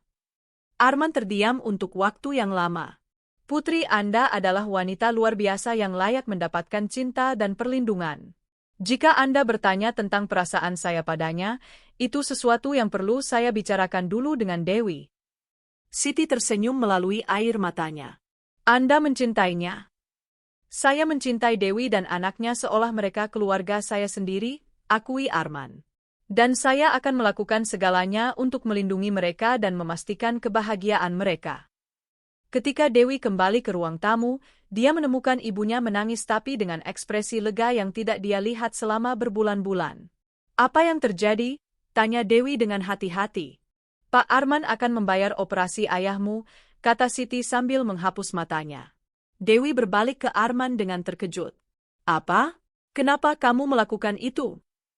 Karena itu hal yang benar, jawab Arman sederhana. Dan karena aku tidak ingin kamu menanggung rasa bersalah yang bukan milikmu. Dewi merasakan air mata mengalir lagi. Arman telah menunjukkan kemurahan hati yang melampaui apapun yang pernah dia alami. Tapi ada sesuatu yang lebih penting, kata Siti, mendekati Dewi. Aku datang ke sini untuk meminta maaf padamu. Aku dan ayahmu melakukan kesalahan terbesar dalam hidup kami ketika kami mengusirmu dari rumah. Kami ketakutan, bingung, khawatir tentang hal-hal bodoh seperti apa yang akan dipikirkan orang. Tapi tidak ada yang penting dibandingkan kehilangan dirimu. Dewi menatap ibunya untuk pertama kalinya dalam berbulan-bulan, melihat ketulusan yang murni di matanya. Kami ingin kamu pulang, lanjut Siti. Kami ingin mengenal cucu kami. Kami ingin menjadi bagian dari hidupmu lagi, jika kamu memberikan kami kesempatan. Dewi menatap ibunya, lalu Arman, merasakan beratnya keputusan yang akan mengubah segalanya lagi. Aku tidak akan pulang ke rumah, akhirnya kata Dewi. Rumahku sekarang di sini. Tapi aku ingin kita menjadi keluarga lagi. Aku ingin orang tuaku mengenal cucu mereka. Siti menangis karena lega. Kamu memaafkan kami. Aku memaafkan kalian, kata Dewi. Tapi sekarang semuanya akan berbeda. Kalian akan menghormati keputusanku. Kalian akan mencintai anakku tanpa syarat. Dan kalian akan memperlakukan Pak Arman dengan hormat yang layak dia dapatkan untuk semua yang telah dia lakukan untukku. Tentu saja, Siti langsung setuju. Kita bisa memulai dari awal. Dewi menatap Arman yang tersenyum menyemangatinya, lalu mendekati ibunya dan memeluknya untuk pertama kalinya dalam 3 bulan. Kita bisa memulai dari awal, bisik Dewi di telinga ibunya. Tapi kali ini kita mulai dengan cinta, bukan dengan penghakiman. Sementara ibu dan anak berpelukan, Arman mengamati dari samping, merasakan kepuasan yang dalam karena telah membantu menyatukan kembali keluarga. Tapi dia juga merasakan sesuatu yang lebih besar, keyakinan bahwa Dewi memilih untuk tinggal bersamanya bukan karena kebutuhan tapi karena cinta, dan itu berarti segalanya baginya. 3 minggu setelah rekonsiliasi dengan orang tuanya, Dewi sudah memasuki bulan ke-9 kehamilan dan setiap hari semakin bersemangat untuk bertemu dengan bayinya. Operasi Bambang berhasil dengan baik dan dia pulih dengan baik di rumah. Yang lebih penting lagi, baik dia maupun Siti menepati janji mereka, dengan tulus meminta maaf kepada Dewi, sepenuhnya menerima situasinya, dan memperlakukan Arman dengan hormat dan rasa syukur yang tulus. Hubungan mereka memang masih dalam tahap penyembuhan, tapi setiap kunjungan membawa kemajuan yang berarti. Siti mulai membawakan makanan kesukaan Dewi dari masa kecilnya, sementara Bambang yang biasanya pendiam mulai menunjukkan sisi lembutnya, bahkan sesekali bertanya tentang persiapan untuk bayi yang akan datang. Itu pagi Minggu ketika Dewi terbangun dengan perasaan yang tidak biasa. Beberapa hari terakhir dia mengalami kontraksi ringan, tapi Dokter Ratna mengatakan itu normal untuk tahap kehamilan ini. Namun pagi ini ada sesuatu yang berbeda. Kontraksinya lebih kuat, lebih teratur, dan disertai tekanan yang kuat di punggung bawahnya. Dewi perlahan bangun dari tempat tidur dan berjalan ke dapur untuk membuat teh hangat. Dia membaca bahwa berjalan bisa membantu mengatasi kontraksi palsu, tapi ketika sampai di dapur, kontraksi yang kuat memaksanya berhenti dan berpegangan pada meja. Ini bukan kontraksi palsu, gumamnya pada dirinya sendiri sambil melirik jam. Sudah pukul 6 pagi, dan Arman mungkin sedang berolahraga di ruang gym rumahnya seperti setiap hari Minggu. Kontraksi lain datang 5 menit kemudian, dan kali ini Dewi harus bernapas dalam-dalam untuk mengatasi rasa sakitnya. Jantungnya berdetak lebih cepat ketika dia menyadari bahwa proses persalinan benar-benar dimulai. Dewi dengan hati-hati menuju rumah utama, menggunakan kuncinya untuk masuk melalui pintu belakang. Dia bisa mendengar suara treadmill dari ruang gym di lantai 2. Naik tangga, dia berhenti 2 kali karena kontraksi. Ketika dia sampai di ruang gym, Arman sedang berlari di treadmill dengan headphone, sepenuhnya fokus pada latihannya. Dewi berhenti sejenak di ambang pintu, mengamatinya. Selama 4 bulan terakhir dia telah mempelajari setiap ekspresi wajahnya, setiap gerakan, setiap suasana hatinya. Dan pada saat ini dia menyadari apa yang selama ini dia sangkal dalam dirinya. Dia benar-benar jatuh cinta padanya. Kontraksi lain, kali ini lebih kuat dari sebelumnya, membuatnya mengerang kesakitan. Arman langsung berbalik dan melepas headphone-nya. Dewi, ada apa?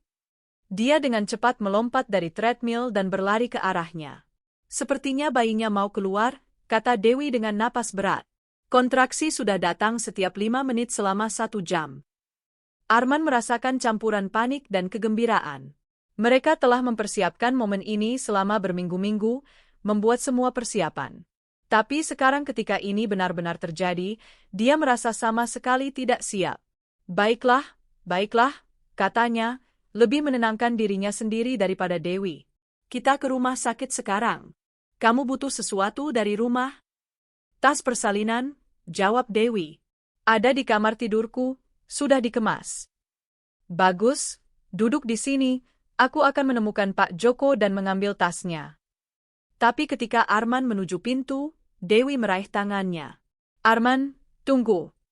Kontraksi lain, kali ini sangat kuat sehingga Dewi sepenuhnya bersandar pada Arman. Dia menopangnya dengan kuat, merasakan seluruh tubuhnya menegang karena rasa sakit. Ketika kontraksi berlalu, Dewi terengah-engah dan ada air mata di matanya. Itu kuat sekali, gumamnya. Sepertinya bayi ini terburu-buru. Arman membantunya duduk di bangku di ruang gym. Jangan bergerak, aku akan mengambil semuanya dan kita akan di rumah sakit dalam 20 menit. Arman berlari di sekitar rumah seperti orang kerasukan, membangunkan Pak Joko, menjelaskan situasinya, menemukan tas Dewi, dan menelepon Dr. Ratna untuk memberitahu bahwa mereka sedang dalam perjalanan. Ketika dia kembali ke ruang gym, Dewi sedang bernapas melalui kontraksi lain, dan dia menyadari kontraksi sekarang datang setiap 3 menit. Ayo pergi, katanya sambil membantunya berdiri. Perjalanan ke rumah sakit sangat menegangkan. Kontraksi Dewi datang setiap 2 hingga 3 menit, dan masing-masing lebih kuat dari sebelumnya. Arman duduk di sampingnya di kursi belakang, memegang tangannya dan mencoba menenangkannya sementara Pak Joko mengemudi secepat yang diizinkan lalu lintas pagi. Bagaimana kalau ada yang salah? Tanya Dewi di jeda antara kontraksi. Bagaimana kalau aku tidak menjadi ibu yang baik? Dewi, lihat aku, kata Arman, mengambil wajahnya di tangannya. Kamu akan menjadi ibu yang luar biasa. Bayi ini sangat beruntung memilikimu. Dan tidak akan ada yang salah. Dr. Ratna bilang kehamilanmu sempurna. Kamu akan tetap bersamaku selama persalinan. Arman bertanya-tanya hal yang sama. Dia tidak tahu apakah dia berhak berada di sana pada momen yang begitu intim, tapi pikiran meninggalkan Dewi sendirian tidak tertahankan. Kalau kamu ingin aku tinggal, aku tidak akan bergerak dari tempatku, janjinya. Ketika mereka tiba di rumah sakit, Dr. Ratna sudah menunggu mereka dengan kursi roda. Dewi dengan cepat dibawa ke ruang bersalin, di mana perawat membantunya berganti pakaian dan menghubungkannya ke monitor. Bagaimana perasaan Anda, Dewi? Tanya Dr. Ratna setelah memeriksanya. Anda sudah pembukaan 6 cm. Bayi ini pasti siap bertemu dunia. Berapa lama lagi? Tanya Dewi, memegang erat tangan Arman. Mungkin 3-4 jam. Ini anak pertama Anda, jadi akan memakan waktu. Jam-jam berikutnya adalah ujian ketahanan bagi keduanya. Kontraksi Dewi semakin intens, dan Arman merasa benar-benar tidak berdaya menyaksikan rasa sakitnya. Dia memberinya es ketika dia minta, memegang tangannya selama kontraksi, dan berbisik kata-kata dukungan ketika dia mulai meragukan kekuatannya. Aku tidak kuat lagi, tangis Dewi setelah kontraksi yang sangat kuat. Ini terlalu sakit. Kamu bisa, kata Arman dengan tegas. Kamu wanita terkuat yang aku kenal. Kamu sudah melewati semua yang hidup lemparkan padamu dan keluar sebagai pemenang. Kamu bisa melakukan ini. Janji kamu akan ada di sini ketika dia lahir. Aku berjanji tidak akan pergi kemana-mana. Sekitar pukul 4 sore Dr. Ratna mengumumkan bahwa sudah waktunya mengejan. Dewi kelelahan, berkeringat, dan sepenuhnya fokus pada tugasnya. Arman berdiri di sampingnya, memegang tangannya dan memberikan semua dukungan yang dia bisa. Bagus sekali, Dewi, semangat Dr. Ratna. Kontraksi berikutnya mengejan seperti hidup Anda bergantung padanya. Dewi meremas tangan Arman begitu kuat sehingga dia yakin dia mematahkan beberapa tulangnya, tapi dia tidak mengatakan apa-apa. Dia menyaksikan dia mengejan dengan tekad yang indah dan menginspirasi sekaligus. Saya melihat kepalanya, seru Dr. Ratna. Satu dorongan besar lagi. Dewi, bayi Anda hampir di sini. Dewi mengumpulkan semua sisa kekuatannya dan mengejan sekuat tenaga. Arman menyaksikan dengan kekaguman mutlak ketika kepala bayi muncul, diikuti dengan cepat oleh bahu dan sisa tubuhnya. Ini perempuan, umumkan Dr. Ratna, mengangkat bayi itu agar Dewi bisa melihatnya. Tangisan keras dan sehat bayi itu memenuhi ruangan, dan Dewi dan Arman menangis bersamaan. Arman tidak pernah melihat sesuatu yang lebih indah dari momen ketika Dewi pertama kali melihat putrinya. Dia sempurna, bisik Dewi, mengulurkan tangannya untuk mengambil bayinya. Dokter Ratna meletakkan gadis kecil itu di dada Dewi, dan Arman menyaksikan ibu dan anak saling menatap untuk pertama kalinya. Gadis itu memiliki rambut gelap yang lebat, mata tertutup, dan kulit merah muda keriput khas bayi baru lahir. Aisyah, gumam Dewi, membelai pipi mungil putrinya. Aisyah kecilku. Arman merasakan jantungnya siap meledak karena emosi. Berbulan-bulan dia membayangkan momen ini, tapi kenyataannya 1000 kali lebih kuat. Apakah Anda mau memotong tali pusarnya, Ayah? Tanya Dokter Ratna, menyodorkan gunting kepada Arman. Arman membeku. Aku bukan. Kamu memang ayahnya, kata Dewi dengan lembut, menatap langsung ke matanya. Kamu ayahnya dalam segala hal yang penting. Dengan tangan gemetar Arman mengambil gunting dan memotong tali pusar Aisyah, secara resmi memisahkannya dari Dewi dan menyambutnya ke dunia baru. Perawat dengan hati-hati mengambil Aisyah untuk membersihkan dan memeriksanya, sementara Dokter Ratna menyelesaikan prosedur yang diperlukan dengan Dewi. Arman tetap di sampingnya, memegang tangan Dewi, meskipun sekarang dia lebih rileks. Matanya terpaku pada putrinya di seberang ruangan. Kamu berhasil, kata Arman pelan, suaranya gemetar karena emosi. Kamu luar biasa. Dewi berbalik kepadanya, wajahnya bersinar karena kelelahan dan kebahagiaan. Kita berhasil, koreksinya. Aku tidak akan bisa tanpamu. Ketika perawat mengembalikan Aisyah, terbungkus rapi dalam selimut lembut, Dewi mengambilnya dengan kelembutan yang membuat napas Arman tercekat. Aisyah kecil membuka matanya, dan pupil gelap mungilnya bertemu dengan mata ibunya. Itu momen keajaiban mutlak, dan Arman merasakan matanya sendiri berkaca-kaca. Dia sangat cantik, bisik Dewi, tidak melepaskan pandangannya dari putrinya. Menurutmu dia tahu betapa kita mencintainya? Dia tahu, jawab Arman, duduk di samping Dewi di tepi tempat tidur rumah sakit. Dia sudah tahu bahwa dia punya ibu terbaik di dunia. Dewi tersenyum, tapi tatapannya menjadi lebih serius ketika dia menatap Arman. Dan ayah terbaik.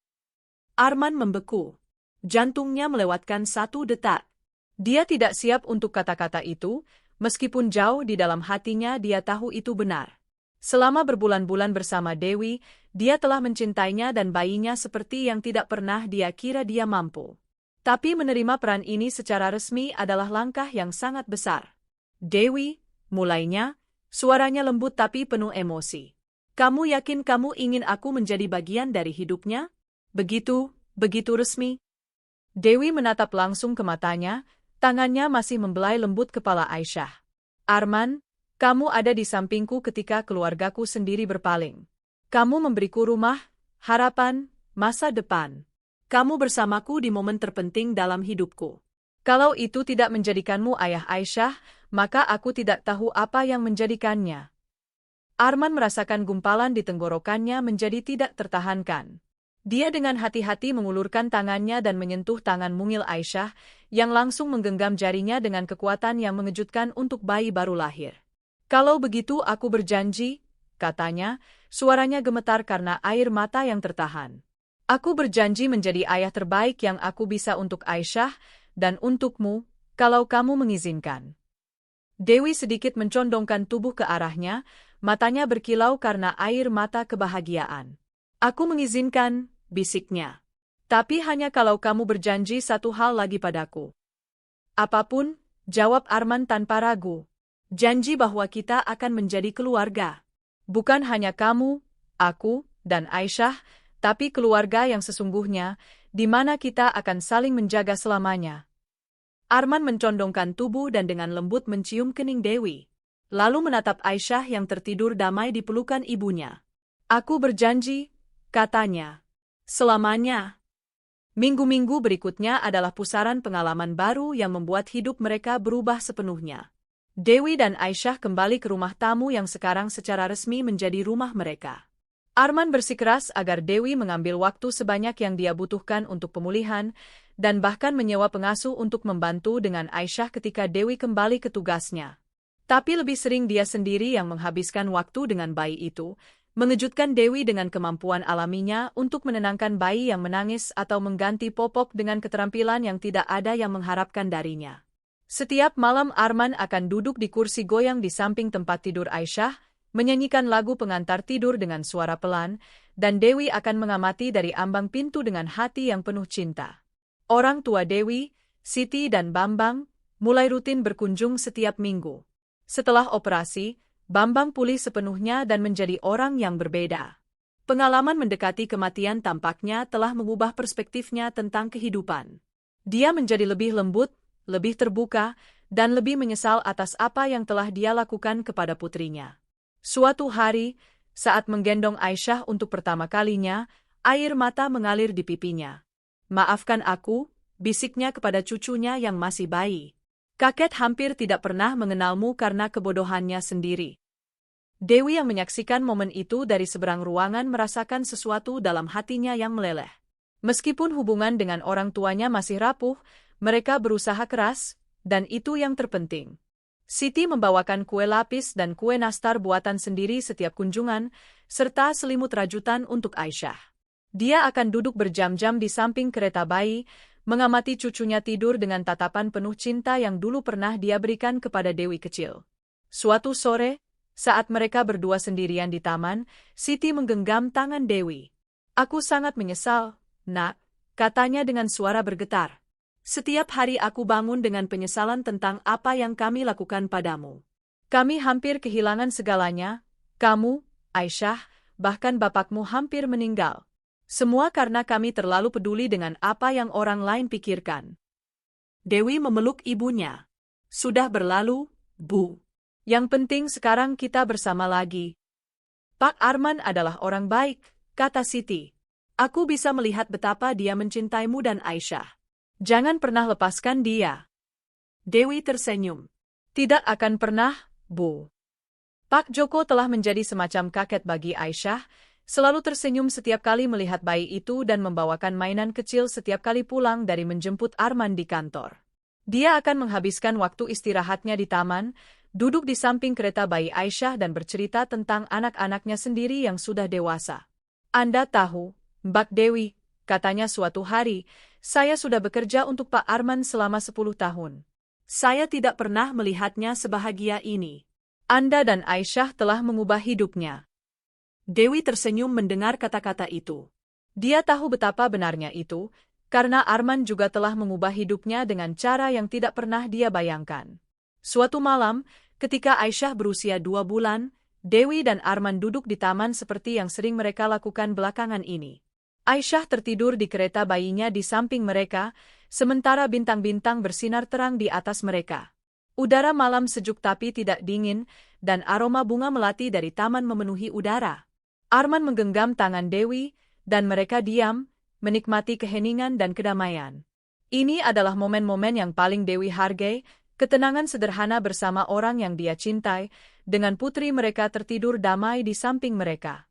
"Kamu tahu," akhirnya kata Dewi, memecah keheningan, "setahun yang lalu aku pikir hidupku sudah berakhir.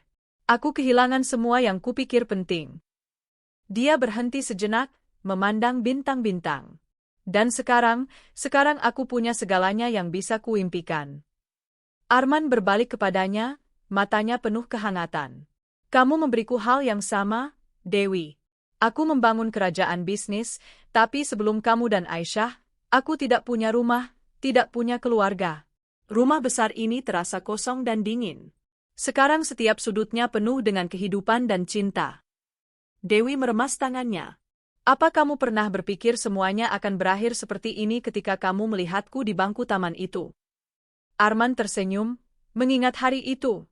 "Aku pikir aku hanya membantu seseorang yang dalam kesulitan.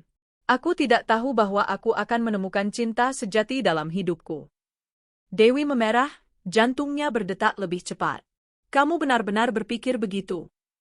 Alih-alih menjawab, Arman mencondongkan tubuh dan menciumnya dengan lembut tapi dengan cinta yang begitu dalam sehingga Dewi tidak lagi meragukan perasaannya. Ketika dia menjauh, matanya bersinar di bawah cahaya bintang. "Aku tidak hanya berpikir begitu. Aku tahu itu." Mereka duduk di taman lebih lama lagi, bergandengan tangan, sementara Aisyah tertidur damai di samping mereka. Perjalanan mereka dimulai dengan rasa sakit, kesepian, dan pertemuan kebetulan, tapi membawa mereka ke kehidupan yang penuh cinta, harapan, dan keluarga yang mereka bangun bersama. Malam itu, sebelum tidur, Dewi berdiri di jendela kamarnya, memandang rumah utama di mana lampu kamar Arman masih menyala. Dia memikirkan betapa jauh perjalanannya dari gadis yang menangis di bangku taman hingga menjadi wanita yang dia sekarang. Seorang ibu, seseorang yang dicintai, seseorang yang menemukan tempatnya di dunia. Keesokan paginya Arman membuat langkah lain yang akan mengubah hidup mereka selamanya. Dia mengundang Dewi ke ruang kerjanya, di mana sebuah kotak beludru kecil tergeletak di atas meja. Dewi membeku. Jantungnya berdebar ketika dia menyadari apa artinya ini. Dewi, mulai Arman, mengambil tangannya. Kamu dan Aisyah adalah hal terbaik yang pernah terjadi padaku. Aku ingin menghabiskan sisa hidupku membuat kalian berdua bahagia. Maukah kamu menikah denganku? Dia membuka kotak itu, dan di dalamnya ada cincin sederhana tapi elegan dengan berlian kecil yang berkilau seperti bintang. Itu bukan perhiasan yang mencolok, tapi sesuatu yang sempurna untuk Dewi. Sederhana tapi penuh makna, seperti cinta mereka.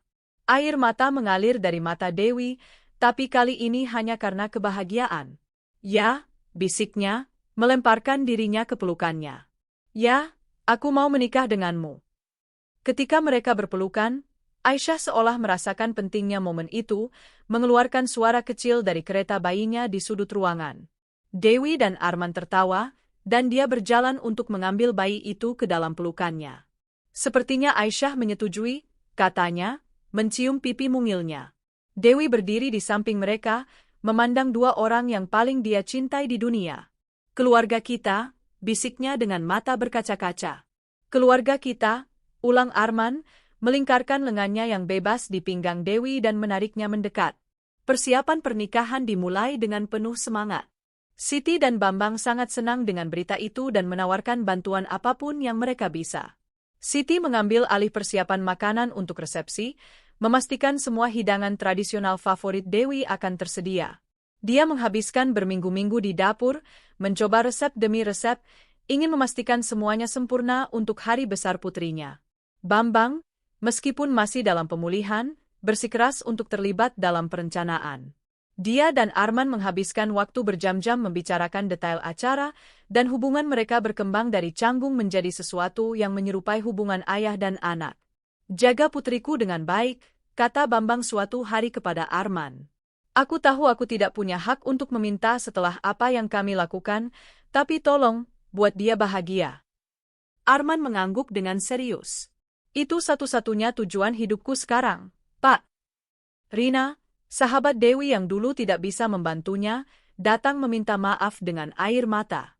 Dewi, aku sangat menyesal, katanya. Aku seharusnya ada untukmu waktu itu. Aku membiarkan ketakutan akan gosip mengalahkan persahabatan kita. Dewi memeluknya. Sudahlah, Rina. Semua itu sudah berlalu. Yang penting kamu di sini sekarang. Rina menjadi salah satu pendamping pengantin, membantu Dewi memilih gaun pengantin dan mengatur detail-detail kecil yang sering terlupakan.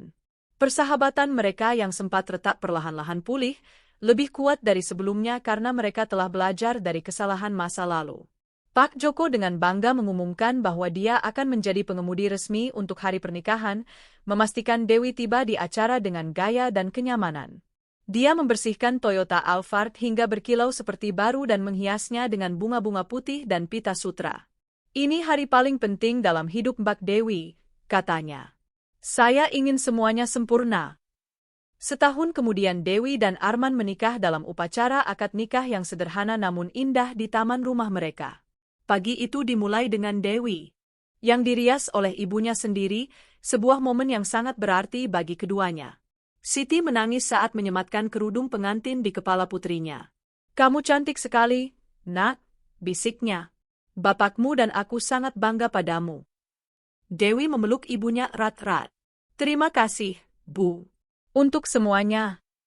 Aisyah, yang sudah bisa merangkak dengan percaya diri, menjadi bintang acara malam itu, mempesona semua tamu dengan tawa dan senyumnya yang menggemaskan. Dia mengenakan gaun kecil berwarna putih dengan pita pink, dan semua orang tidak bisa menahan diri untuk tidak mengambil fotonya. Siti dan Bambang ada di sana, mata mereka bersinar dengan kebanggaan untuk putri dan keluarga barunya. Bambang berdiri tegak di samping istrinya, sesekali menyeka air mata yang lolos dari matanya. Ini adalah momen yang hampir tidak pernah dia alami, dan dia sangat bersyukur diberi kesempatan kedua. Pak Joko, yang telah menjadi semacam kakek bagi Aisyah, tidak berhenti tersenyum sepanjang hari. Dia berdiri di sudut taman dengan senyum lebar, mengamati keluarga yang telah dia lihat tumbuh selama setahun terakhir. Ketika Arman mengucapkan janji pernikahannya, suara Pak Joko adalah yang paling keras bersorak. Upacara akad nikah berlangsung dengan hikmat dan penuh makna. Penghulu membacakan ijab kabul, dan Arman mengucapkan, "Saya terima nikahnya," dengan suara yang penuh keyakinan. Dewi menangis bahagia ketika cincin pernikahan disematkan di jarinya, cincin yang sama yang Arman tunjukkan padanya di ruang kerjanya beberapa bulan lalu. Setelah akad selesai, mereka saling bertatapan dengan cinta yang mendalam. "Istriku," bisik Arman untuk pertama kalinya. "Suamiku," jawab Dewi dengan senyum yang bersinar. Resepsi pernikahan berlangsung hingga larut malam dengan musik, tarian, dan tawa.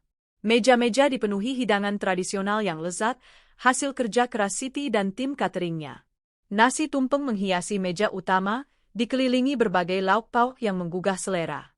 Para tamu menikmati rendang, ayam goreng, sayur urap, dan berbagai kue tradisional yang disajikan dengan cinta. Dewi dan Arman berkeliling menyapa setiap tamu, menerima ucapan selamat dan doa dari semua orang yang hadir. Highlight malam itu adalah ketika Bambang berdiri untuk memberikan pidato. Dengan suara yang bergetar karena emosi, dia memulai. "Setahun yang lalu, saya hampir membuat kesalahan terbesar dalam hidup saya. Saya hampir kehilangan putri saya karena kebodohan dan ketakutan akan apa yang orang lain pikirkan." Dia berhenti sejenak untuk mengendalikan emosinya. "Tapi Allah yang Maha Pengasih memberikan saya kesempatan kedua.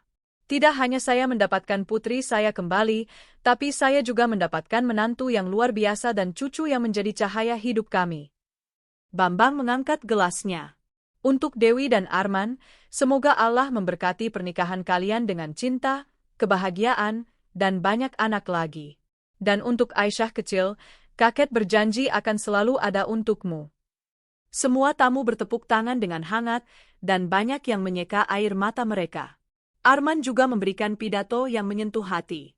"Ketika saya melihat Dewi untuk pertama kalinya di bangku taman itu, saya tidak tahu bahwa saya sedang melihat masa depan saya. Saya pikir saya hanya membantu seseorang yang membutuhkan. Tapi Dewi memberikan saya jauh lebih banyak dari yang bisa saya berikan padanya. Dia memberikan saya keluarga, tujuan hidup, dan cinta yang tidak pernah saya kira mungkin." Dia berbalik menatap istrinya dengan mata yang berkaca-kaca. "Dewi, terima kasih telah memilihku. Terima kasih telah mempercayaiku. Terima kasih telah memberiku Aisyah dan kesempatan untuk menjadi ayah. Aku berjanji akan menghabiskan setiap hari dalam hidupku membuatmu bahagia."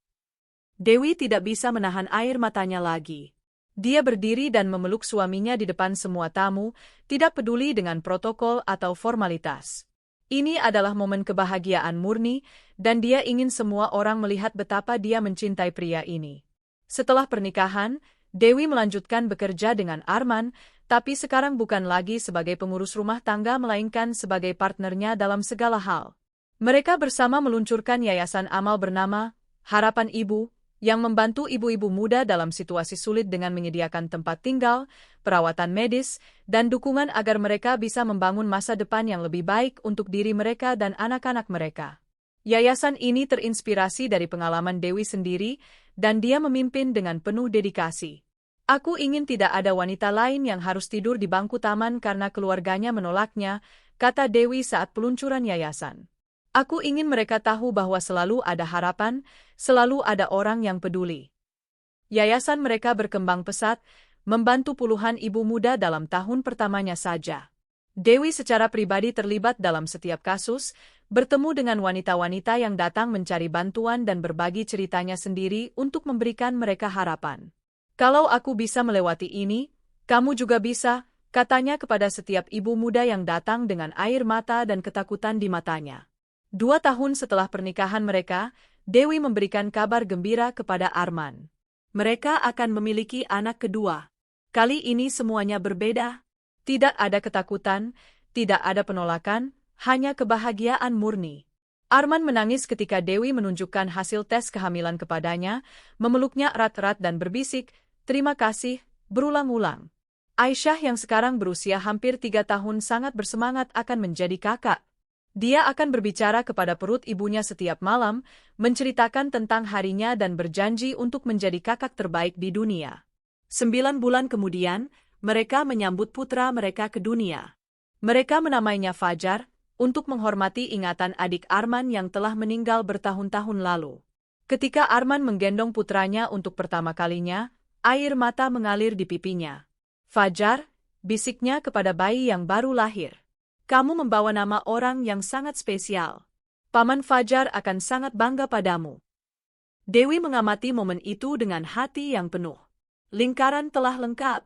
Kehilangan yang pernah menghancurkan Arman sekarang telah diubah menjadi perayaan kehidupan baru. Dan setiap malam, ketika Aisyah dan Fajar tertidur di kamar mereka yang dihiasi bintang-bintang di langit-langit, Dewi dan Arman duduk di taman, bergandengan tangan, dan bersyukur kepada Allah untuk bangku taman yang mempertemukan mereka. Mereka akan berbicara tentang masa depan, tentang mimpi mereka untuk anak-anak mereka, tentang yayasan mereka dan semua orang yang telah mereka bantu. Kadang-kadang mereka hanya duduk dalam keheningan, menikmati kehadiran satu sama lain dan kedamaian yang telah mereka temukan. Siti dan Bambang menjadi kakek nenek yang sangat menyayangi cucu-cucu mereka. Mereka akan datang setiap akhir pekan, membawa makanan buatan sendiri dan hadiah-hadiah kecil untuk anak-anak. Bambang yang dulu pendiam dan kaku sekarang menjadi kakek yang paling manja, selalu membiarkan Aisyah dan Fajar mendapatkan apapun yang mereka inginkan. "Kamu merusak mereka, Pak," kata Dewi suatu hari dengan tawa. "Itu tugas kakek," jawab Bambang dengan senyum lebar sambil memberikan permen lain kepada Aisyah. Pak Joko tetap menjadi bagian penting dari keluarga mereka, mengantar anak-anak ke sekolah setiap pagi dan menceritakan kisah-kisah petualangan yang memukau mereka. Dia telah menjadi lebih dari sekadar sopir, dia adalah paman, kakek, dan teman yang selalu ada untuk keluarga ini. Ketika dia pensiun beberapa tahun kemudian, Arman dan Dewi memastikan dia memiliki rumah yang nyaman dan tunjangan yang cukup untuk hidup dengan damai. Kisah mereka dimulai dengan rasa sakit dan kehilangan, tapi berakhir dengan cinta, keluarga, dan janji masa depan cerah yang mereka bangun bersama.